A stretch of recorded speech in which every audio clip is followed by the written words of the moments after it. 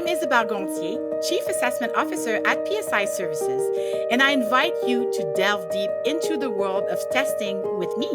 Every episode, I'll be on the virtual couch with experts from the testing industry, engaging in conversations about the latest developments in our field. Your quest for testing knowledge starts here. Well, welcome everyone to this episode of the Tried and Tested podcast. We are here in Florida with Ginger Marshall. She's the CEO at the Hospice and Palliative Credentialing Center, the Hospice and Palliative Nurses Association, and Hospice and Palliative Nurses Foundation. Lots of roles there, yes. Ginger. Happy to be here with Heather, with Ginger. And then we have Heather Richards, our very own Vice President of Client Success at PSI. Yeah. So welcome to both of you. Thank you. You know, I'm happy to be here in person. Absolutely. It's always nice. Yeah. So we always start our podcast with a little bit of information in terms of the stories, the journey on how you got into credentialing assessments. So we'll start with you, Ginger. What's your story? So when I started out in Utah, went out to Utah to start a palliative care program at University of Utah, and was very, very fortunate to find a mentor, Dr. Patricia Berry. And Pat basically took me under her wing, taught me a lot about the importance of being a member of an association and also the importance of being credentialed. So at that time, Pat was sitting on the exam development committee for the Hospice Palliative Credentialing Center, and she encouraged me to apply. So I started off as a member of a exam development committee, was then the chair, then joined the board of directors for the Hospice Palliative Credentialing Center, then served as president of the Hospice Palliative Credentialing Center, and then several years later became the CEO for the Hospice Palliative Credentialing Center. For me, I am passionate about credentialing, and I love to see the excitement when we get emails or messages, or even on some of the advanced practice hospice and palliative care Facebook websites or Facebook pages about how happy people are and how proud they are of their credentials when they pass their certification exams. Oh, no, this is great. Yeah. And I love, that's why I love to hear the stories, because those are amazing in terms of you started as a volunteer, giving your time for this important credential, and then now leading the organization that's providing that credential and directly seeing the impact it has. So this is great. That's great. Well, what about you, Heather?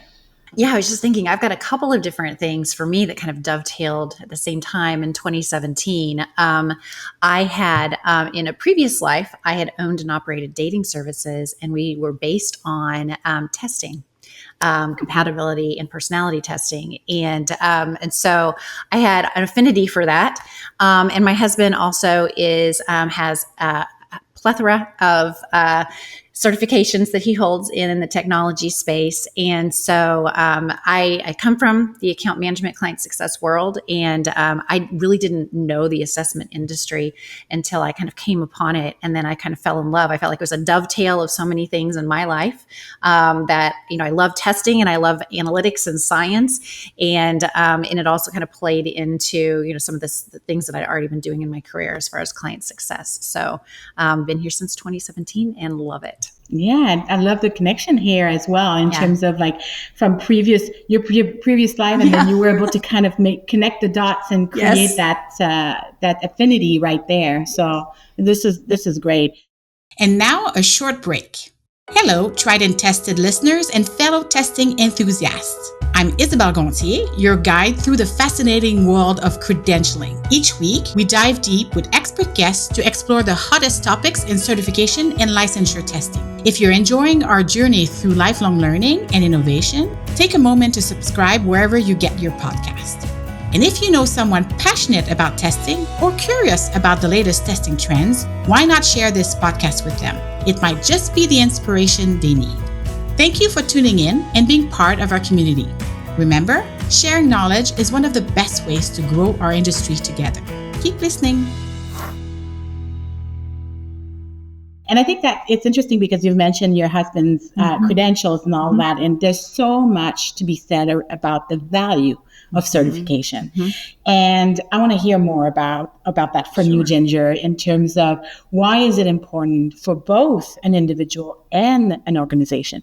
Yeah, so for me, for an individual, what we hear from the advanced practice nurses, from the registered nurses, from the LPNs, nursing assistants, is that sense of pride, that sense of accomplishment, that they have this credential, they worked hard for it. It's a way for them to display their credibility for patients and families. It's a way for them to, if their organizations offer a clinical ladder, to be able to perhaps move up one rung of that clinical ladder because of their credentials.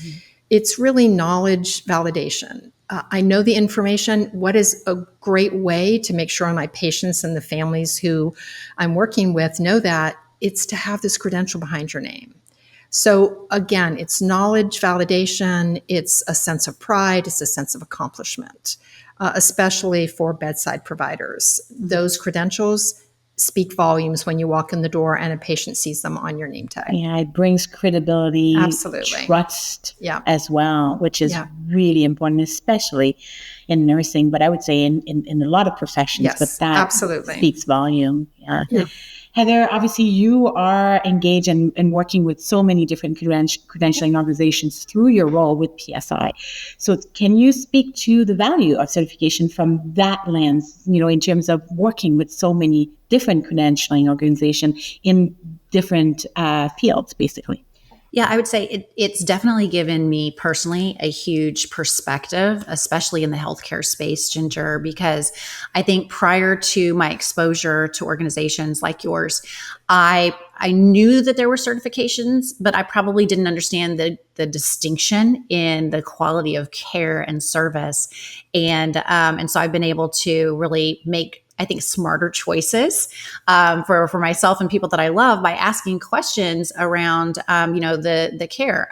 What are the certifications that you hold is probably the first question that I ask in anything related to the healthcare space. And that has definitely become a differentiator for me in quality of care. And case in point, I had a niece who was very sick, and she was undergoing chemotherapy and transplant and everything like that. And that became like our mantra for anyone new introduced to her care team is, what certifications do you hold? And if they didn't have any certifications, we really didn't want them in the room. We would be looking for a replacement because it just was a game changer for us. So it brought that awareness in terms of and the need to verify and make sure that the person had the competence and the credentials attached to that. Absolutely. It's just a completely different standard that on the receiving end and being on the end where I'm actually helping to make that happen with organizations is incredibly fulfilling. Regardless of healthcare technology, you really get to see the impact that it makes on people's lives. Yeah, absolutely. And I think that, we see it like it's a great example of how the public, the people receiving the cares, the services, could think about certification and the importance of it.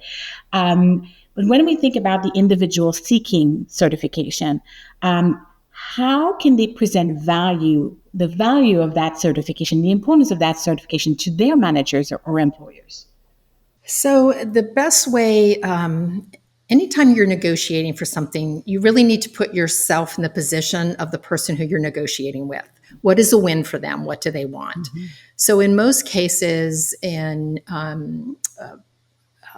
provider practices, and whether it's hospices or it's palliative care programs, what's going to give them the edge? And one of the things right now is, given the nursing workforce shortage across the United States, which has gotten significantly worse since the pandemic, a palliative care nurse practitioner, nursing assistant, LPN, they can write their own ticket because the workforce shortage is so small.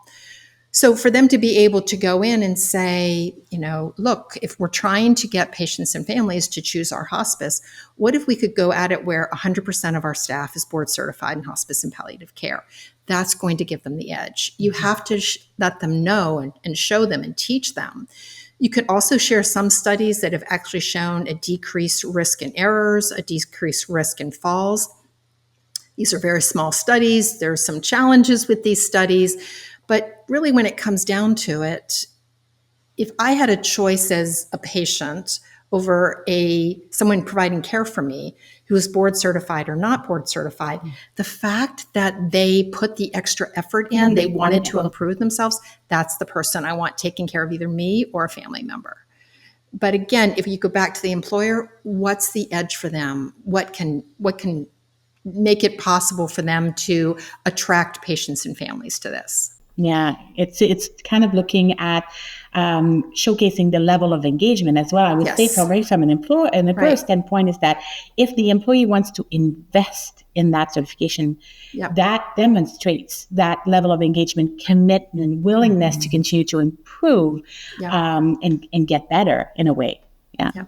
And aren't there some search tools where only facilities or organizations that have certified percentages, where they're the only ones that are going to be viewable? Or So what we'll do if we're able to do this is part of when the podcast is released, we can actually give a website on where you can go to see the percentage of nurses in a hospice that are board certified in hospice and palliative care. Yeah, we will share that because I think our listeners are going to love that because that, again, brings that value in knowing. So then if they are in that situation, that they can actually look it up. Well, and to me, that's the compelling reason for an employer to do that, is to be viewed as an employer of choice, right? Or as an institution or organization of choice, and know that the public is searching by that type of criteria. I'd want to be listed there. And so to me, that's the biggest argument that someone can make if they're not, right? Is here are some simple steps that we can do in order to make that happen. Absolutely. And Heather, you actually just recently obtained your ICECC certification. Congrats. Thank you. I think that's an important, like in the credentialing industry, obviously it's a key certification. So can you share the value this has created for you personally, but also, for PSI as an organization and for the clients that we're serving? Yeah, I like to say that I'm certified to talk about certifications. But it's really not that simple. I mean, it's a year-long program, and it really kind of dissects the common themes, the science of it, the psychometrics of the content science, the governance, and all of the compliance that comes with that, and kind of the operational piece of certifications. And so for me, going through that was incredibly important. And so I've passed that on. My team is all doing that for professional development as well, because I think it does demonstrate that we have a level of rigor and a foundation of knowledge that we are able to share out there. For me personally, I would say there are a couple of really key things that happened for me. One, being a test taker.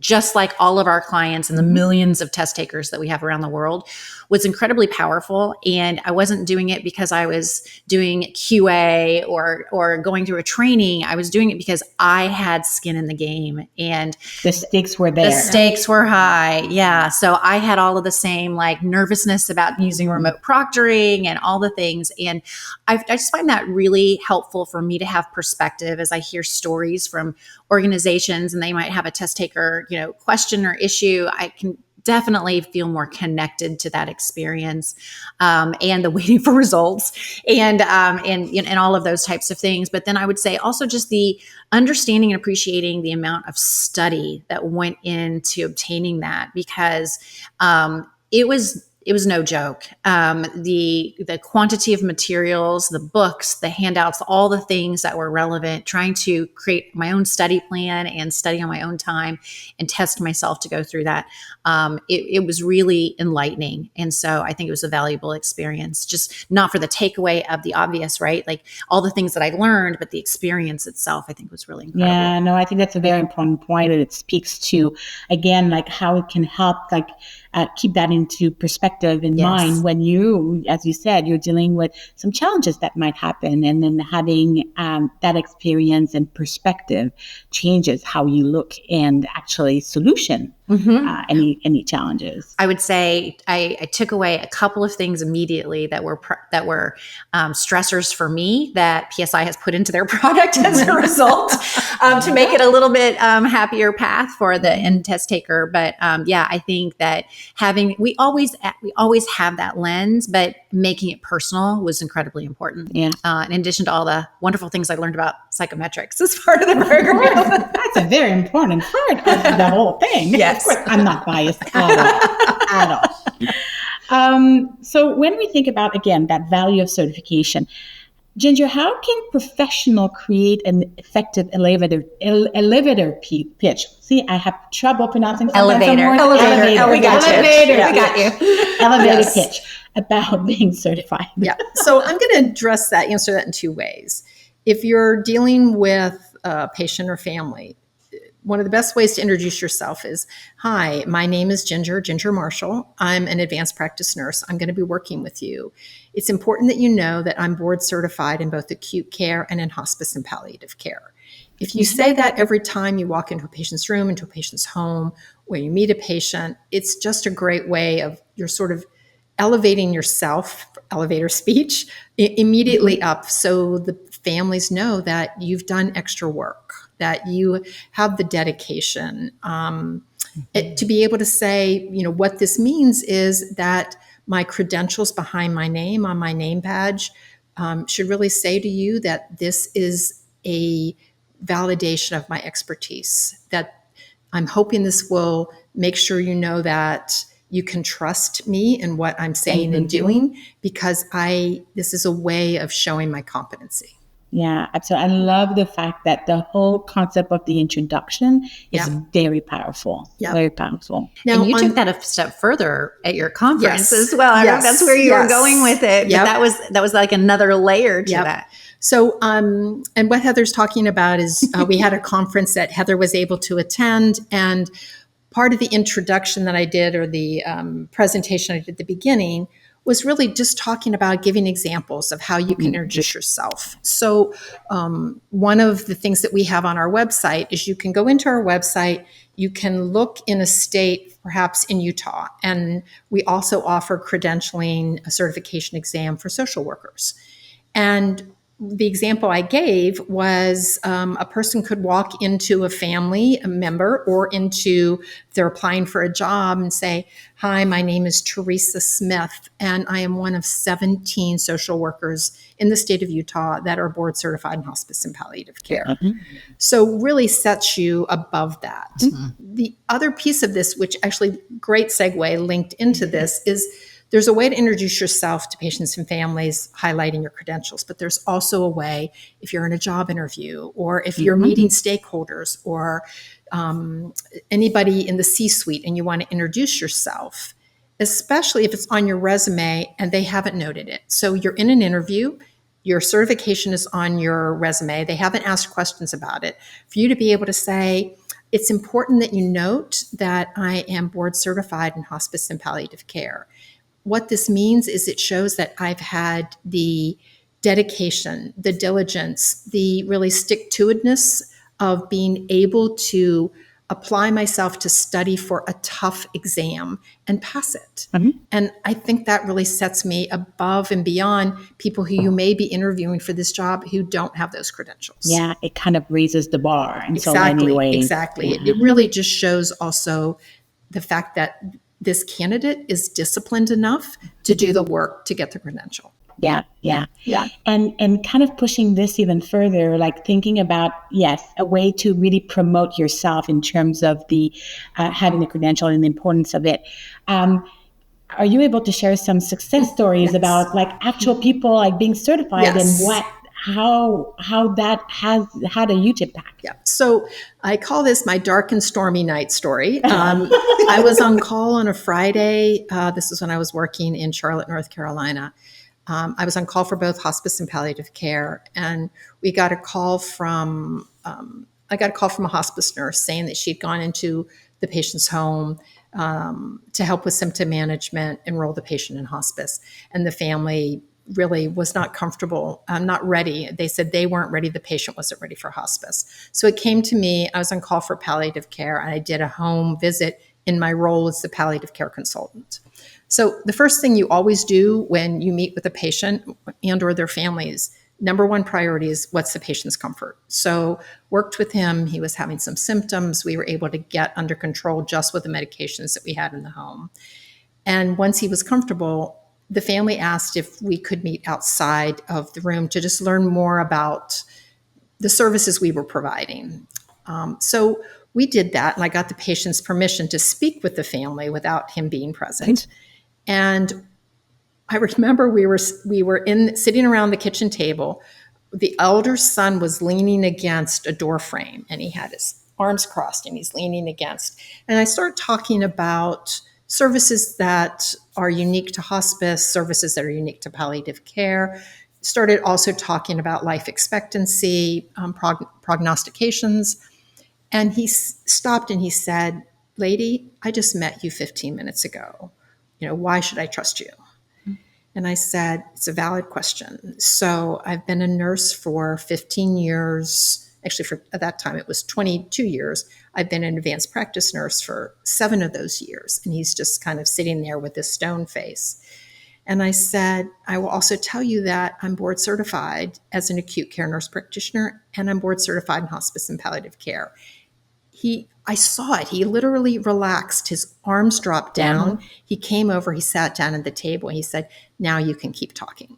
And I get goosebumps even just now. I know when you thinking said about that. Yeah. So, Oh, no, that is an amazing story right there. Yeah. Right there. And Heather, I know you've heard so many stories from Oh my gosh. all the clients. Anything you wanted to share, something that comes to mind for you? There's been a lot of those. I have another organization, and they share these stories at one of their conferences as part of their regular meetup, and there have been plenty of opportunities where they've had kind of a similar experience. I would say it is a differentiator, and I think more people in general, outside of our industry, it would serve them well to know how much of a differentiator it is. They can ask the question. So you offered that up. That's great. But also that would have been great for him to be able to have enough knowledge to ask the question. That's a great point. So I think we have to do both things, right? Yep. We have to put it out there, but we also have to empower all of those around us to be able to ask those important questions to get the care they want. Absolutely. Absolutely. And then flipping it back to, again, the employers and that concept of for them to embrace and value and ask for that certification. So what has been the level of engagement of the employers regarding the certification in the hand and, how they've been integrated that as part of the process for the employees? So the Hospice Palliative Credentialing Center has an Employer of the Year award. And we, the criteria for that is how well does this employer support credentialing within their organization? Great. And, I would say the smart employers, the people who understand big pictures, are really offering a lot of recognition to their employees who are certified. Anywhere from, and if you think about it as an employer and how competitive the market is right now for employees.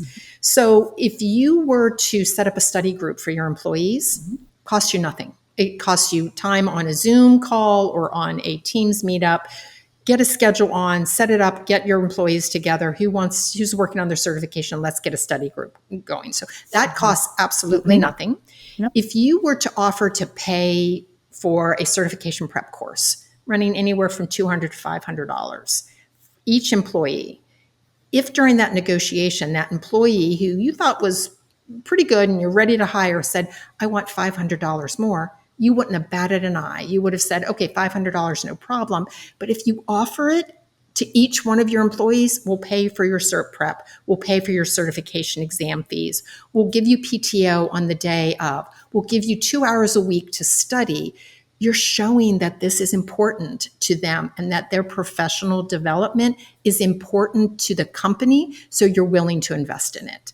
And that is such a subtle way of anywhere from having a list of the employees you have who are board certified on your website or a plaque on your wall. These are really low cost investments that send a powerful message to your employees that professional development, that expertise is important to you as a company. Yeah, and it applies, all of this applies like regardless of the certification or the profession. Absolutely. It's kind of universal. And it's interesting you say that, because looking even at PSI with the ICE-CCP certification, we have groups from different departments and areas, because it's so important for us as an organization.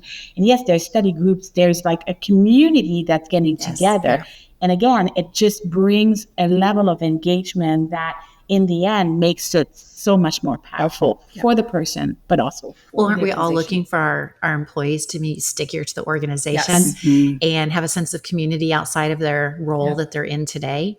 I mean, that's what I think is so valuable about these types of things, is you get cross-functional team engagement, and they're not talking about whatever was difficult in that day. They're talking about something they have a vested interest in, and that creates relationships that helps build tenure.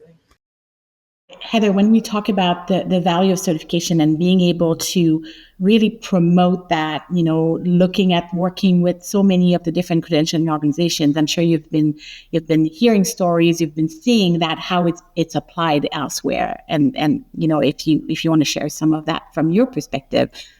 Yeah, no, I think there's really kind of two strategies. There are organizations that have a bottom up, where you're looking at those test takers to try to go out and promote it internally, right, and get buy-in. And that's a harder sell. They can do it, and I've seen some folks become very successful that way. But I think where it has the best traction is it starts at the top. If the organization is taking a top-down approach and they're doing a lot of the things that you're talking about, Ginger, and they're making that investment, because it's going to promote more of a culture of that versus individuals or one-off teams that are trying to lobby for that. And you really do want that kind of organizational support, because that's where the value is driven from. So, I mean, that's the ideal place. Yeah. So I think we just have to, for organizations where it's not got a strong foothold, we probably attack it in two ways until we get the buy-in both ways. Yeah. And there's also, I want to call out as well, there's the Institute of Credentialing Excellence, ICE. Mm-hmm. They have great information on the value of certification. They have toolkits associated with that. So I really encourage organizations to go, and if they haven't done so yet, to go and access that information and use that to help them in terms of continue to build programs, awareness programs, and all that, because it pays off. In the end, it definitely does. It's a small investment for retention. I mean, and that is, especially in healthcare, that's a huge thing right now, where, there's high demand and people can go somewhere else pretty easily and increase their income. That's going to be much harder for them to do if they like where they are and they have that value and they feel like they're being invested in and they have a community. So to me, I think it's a no-brainer. Yeah. Absolutely. So this has been like an amazing conversation. Time is flying by, like, as usual. It's all as we wrap up this amazing conversation, any final thoughts or advice that you would have for our listeners in terms of, again, the importance and the impact of certification? Ginger. So for the individual, I think the thing that I always come back to is the impact it has on self-confidence, the impact it has on your pride, on, most certification exams are not a walk in the park. You have to study for them. You have to be prepared for them. And once you've accomplished that, it's just, it's a great feeling. It can also be a great boost to career advancement, but really it's that self-confidence. It's that pride. It's that fact that you've shown you're dedicated to not only your profession, but the patients and families who you're working with. Yeah, absolutely. Yeah. Heather, what about you? I'm going to tell everybody they need to learn the elevator pitch that Ginger has created. I think that will go so far in helping to spread the value. I think there are great tools and resources that we talked about, but that's something I hadn't even thought about doing for myself. But I mean, why wouldn't I do that with the CCP? And so I think that's something we can continue to promote our industry. Yeah, I think that well said. Love it. I think that's a great way to position it and wrap up nicely this conversation. Well, thank you to both for this incredible conversation. and looking forward to more. Thank you so much, Isabelle. It's been great. Thanks, Jerry. Thanks, Isabelle.